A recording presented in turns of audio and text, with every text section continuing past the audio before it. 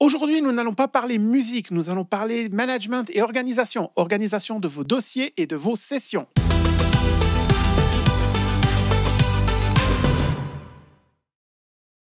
Amis musiciens, bonjour et bienvenue. Thierry de produire-sa-musique.com. Je vous aide à créer de la musique de qualité professionnelle dans votre home studio. Et aujourd'hui, on va parler du problème numéro 1 pour toutes les personnes qui travaillent dans le home studio. C'est la gestion des sessions et des dossiers audio et des dossiers de vos logiciels. Vous allez en trouver partout, dans mes documents, vous allez en trouver sur le bureau, vous allez en trouver sur différents disques durs à droite à gauche, des portables, des fixes, etc. Le problème, c'est que de un, vous n'allez jamais retrouver un vieux projet. Quand je dis un vieux projet, des fois, il suffit que ce soit un projet de quelques semaines et vous n'allez pas retrouver. Ou alors, vous allez vous retrouver avec des projets mélangés au même endroit, dans le même dossier, dans la même session. Vous allez vous retrouver avec des fichiers audio, des enregistrements qui ont des noms qui ne vous disent rien ou qui sont séparés, qui se retrouvent sur différents disques. Et le plus grave, surtout, vous allez perdre votre travail, vous allez perdre parfois des heures de travail lorsqu'un fichier est disparu, effacé, vous ne savez plus où vous l'avez mis. Et ça, c'est vraiment très, très dommage. Je l'ai appris aussi à mes dépens. Il y a beaucoup de gens qui l'ont appris de cette façon-là, comme tout d'un coup, quelque chose disparaît, vous ne savez pas où c'est et vous vous arrachez les cheveux si vous en reste, tout simplement parce que c'était un super projet, vous avez eu l'idée du siècle, vous avez eu l'idée de votre single de l'année et tout d'un coup vous le perdez, vous ne savez plus où il est, vous avez des fichiers audio, des enregistrements qui vous manquent, vous devez rappeler des musiciens, etc. C'est la catastrophe et je peux vous garantir que ça va vous arriver si vous ne gérez pas les choses correctement. Alors, quelle est la bonne pratique pour gérer ces dossiers et ces fichiers? La première bonne pratique, comme vous pouvez le voir ici, c'est d'avoir des disques clairement dédiés à ce que vous allez faire, à ce que vous allez y mettre. Dans le cas précis ici, j'ai un disque système, donc c'est celui où va le système d'exploitation de l'ordinateur. J'ai un dossier studio, enfin plutôt un disque dur studio, c'est le disque dur sur lequel je vais ranger tous mes samples, mes librairies contacts, etc. Et puis, j'ai un disque dur work, qui est celui où je vais ranger tout simplement toutes les sessions et tous les dossiers sur lesquels je travaille lorsque je fais de la production musicale. Donc d'abord, comme ça, je sais exactement où se trouve chaque chose et je ne vais pas tout ranger, par exemple, dans le dossier ou dans le disque dur principal, dans mes documents, et me retrouver avec plein de choses et je ne sais plus après où on en est et où il faut chercher les choses.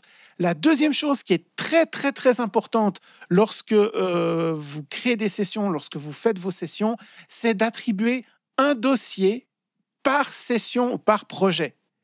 Dans la plupart des logiciels de MAO, lorsque vous créez un projet, il va vous demander d'y attribuer un dossier ou vous allez devoir créer ce projet dans un dossier. C'est le meilleur moyen de tout mélanger. C'est si vous allez commencer à créer toutes vos sessions, tous vos projets dans le même dossier. Vous avez un dossier Ma Musique et vous allez mettre toutes vos sessions à l'intérieur. Le problème, c'est que vous vous retrouverez avec plein de projets différents qui vont utiliser de l'audio qui seront rangés dans les mêmes dossiers et au bout d'un moment, vous n'allez plus vous y retrouver. Donc, la chose la plus importante à faire, c'est quand vous créez une session, un nouveau projet, créez un dossier qui lui sera attribué et ne l'utilisez pour rien d'autre que cette session-là. Ça, c'est vraiment le point le plus important pour moi, c'est un projet, un dossier. Une fois que vous aurez pris cette habitude-là, vous allez perdre beaucoup moins de choses, ça, je peux vous le garantir. C'est vraiment quelque chose de très, très important à faire. Le deuxième point important, c'est ces dossiers. Ne l'appelez pas « mon projet musical » ou « super ligne de basse » ou « je fais un beat qui tue ».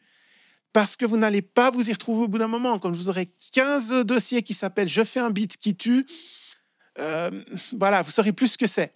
Il y a plusieurs moyens de gérer ces dossiers. Évidemment, quand on commence une production, on ne sait pas toujours forcément ce qu'on va faire. On n'a pas toujours une idée de titre en tête, etc. Il y a plusieurs méthodes de faire pour séparer ces dossiers. Certaines personnes vont dater la production telle date. Ils vont mettre le jour, le mois, etc. et l'année. Donc, ils vont s'y retrouver là-dedans pour séparer leur production. Moi, personnellement, ce que j'aime faire, c'est mettre un numéro de production. C'est-à-dire prod 01, prod 02, prod 03, prod 04, etc. Donc, je les numérote comme ça quand je les crée. Alors, évidemment, vous allez me dire comment tu te retrouves après ta prod 03, etc. Qu'est-ce que c'est? Effectivement, ça, c'est une très bonne question. Ce que je vais faire, c'est que je vais ensuite renommer mon dossier quand je sais exactement ce que j'en ai fait. Par exemple, si j'ai donné un titre à ma production, un vrai titre, pas un titre je m'amuse sur mon synthé ou quelque chose comme ça, vraiment quand j'ai trouvé un vrai titre, ou quand j'ai une collaboration avec quelqu'un, je peux par exemple ensuite ajouter le nom de cette personne. Même chose si vous créez avec une date, vous pouvez faire date, nom de l'artiste, et ensuite le titre du projet. L'important, c'est que vous puissiez facilement identifier vos dossiers. Donc, séparez-les, donnez-leur un nom unique. C'est pour ça que la date ou un numéro de production, un numéro de projet, ça leur donne un nom unique. Ça, c'est vraiment très important. Et ensuite, vous pouvez modifier ce nom lorsque vous savez exactement le nom définitif que vous voulez lui donner. Moi, personnellement, je garde toujours le numéro et ensuite le titre que je rajoute par la suite. Donc ça, c'est vraiment les bonnes pratiques.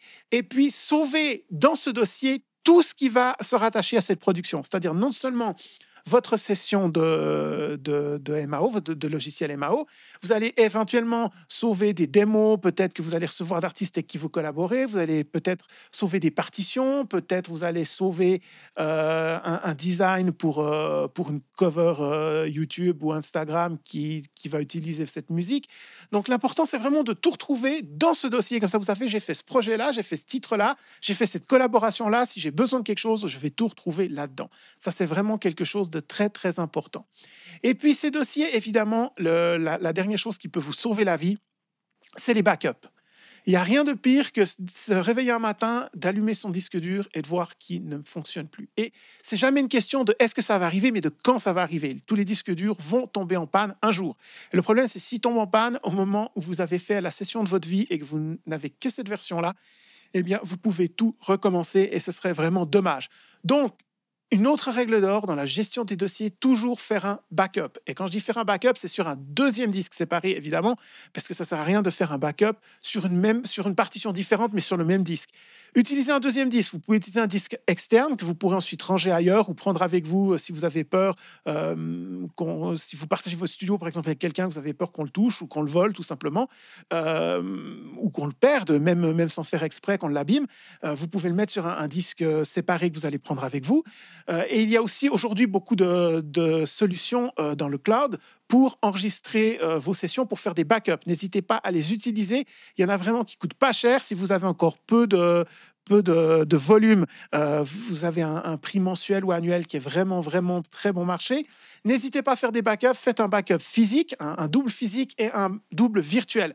Moi, je conseille toujours d'avoir 3 versions de vos projets, en tout cas de vos projets auxquels vous tenez, qui sont terminés. Faites l'original, un double physique sur un disque et un double dans le cloud. Mais en tout cas, quoi qu'il en soit, quoi que vous choisissiez, quand vous avez travaillé sur une session, ce jour-là, faites toujours un backup sur un autre disque. Au moment où vous avez terminé votre session, vous copiez vos fichiers, votre dossier sur un autre disque pour avoir toujours un backup sur lequel revenir. Ça, c'est vraiment la bonne pratique, ou plutôt les bonnes pratiques, qui vous éviteront beaucoup de casse-tête, qui vous éviteront beaucoup d'énervement et beaucoup de tristesse aussi si vous avez perdu un dossier ou un projet auquel vous tenez. Je vais vous montrer un petit exemple de comment je travaille, moi. Ça, ici, c'est sur Cubase. Hein. Vous pouvez faire exactement la même chose dans tous les autres logiciels. Ça va juste, les étapes vont se passer un petit peu différemment, mais c'est exactement le même principe. Moi, par exemple, j'ai un preset de production ici, j'ai un preset de mastering là. Si je crée un nouveau dossier, je demande toujours qu'il me demande où j'ai envie de le sauvegarder. Alors ça, c'est quelque chose de Cubase. On peut le faire sauver par défaut dans un certain type de dossier. Moi, je le demande qu'il me demande où je veux le sauver parce que suivant sur quoi je travaille, ça va être sur un emplacement pour les dossiers personnels, un emplacement pour les collaborations, un emplacement pour ce que je peux faire pour YouTube, etc. Donc, ce ne sera pas forcément au même endroit. Quand je fais créer, il va me demander où je vais. Alors là, on voit que c'est un ancien projet, je ne veux pas aller là-dedans. Je vais aller dans mon dossier Work, qu'on est ici, qui est là. Et dans mon dossier Work, on voit ce que je vous ai dit, hein, c'est les exemples là. J'ai plein de numéros. Il y a certains ont des titres à côté, c'est des projets qui sont plus avancés que d'autres. Ce que je vais lui demander, c'est de me créer un nouveau dossier. Je vais lui donner un numéro. Je ne sais plus où j'en étais dans cette liste-là. Ça doit être 127 actuellement. Je n'ai pas vérifié avant de faire le cours, avant de faire la vidéo, pardon, mais je vais lui donner ce numéro-là. Voilà, donc il m'a créé un nouveau dossier ici qui est le 127 et je vais l'utiliser pour faire mon dossier Cubase. Maintenant, si j'enregistre ma session, on voit, je suis donc dans ce dossier-là et je peux lui donner mon numéro qui est ici et voilà, j'ai enregistré. Pendant que je suis ici, une chose aussi très très importante, c'est n'hésitez pas à faire des multi-enregistrements de vos sessions. Si vous utilisez toujours la même session et que par malheur, elle a un problème, elle est corrompue, il y a un bug, il y a un problème, ou simplement que vous avez fait une bêtise et que vous voulez revenir en arrière dans votre production, là aussi vous serez bloqué. N'hésitez pas à créer systématiquement des nouvelles versions. Par exemple, dans Cubase, si je viens Save New Version, hein, avec un superbe accent anglais, sauver la nouvelle version, il va me rajouter un petit 0,1 à côté, c'est-à-dire qu'il a fait une nouvelle version. Et je peux continuer ainsi, 0,2, etc.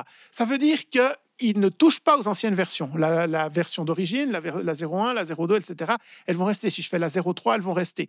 Donc, à chaque fois, je sauve une nouvelle version et ça me permet de revenir en arrière, ou si tout d'un coup, j'ai un problème sur une des sessions, qu'elle est corrompue ou quoi que ce soit, je peux retrouver mes anciennes versions.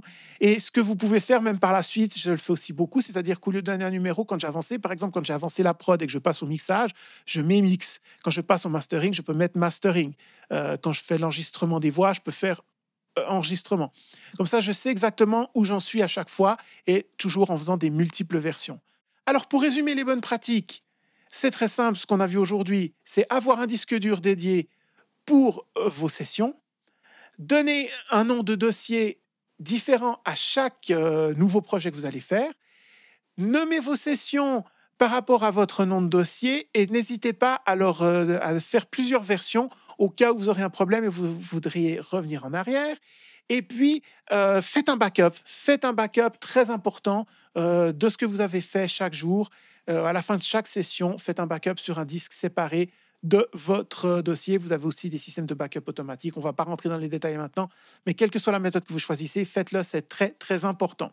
Voilà, aujourd'hui, c'était pas des techniques qui vont améliorer votre façon de mixer, votre façon de produire, mais c'était quelque chose qui me tenait à cœur parce que ça va vraiment, vraiment, vraiment vous éviter dans le futur des problèmes et de l'énervement pour rien, de l'énergie que vous pouvez utiliser pour produire, pour mixer, pour créer de la bonne musique. Voilà, j'espère vous retrouver très bientôt pour un autre tutoriel, on va y arriver. Et puis, en attendant, eh bien, je vous souhaite beaucoup de plaisir sur vos productions et je vous remercie d'avoir regardé cette vidéo. À très bientôt.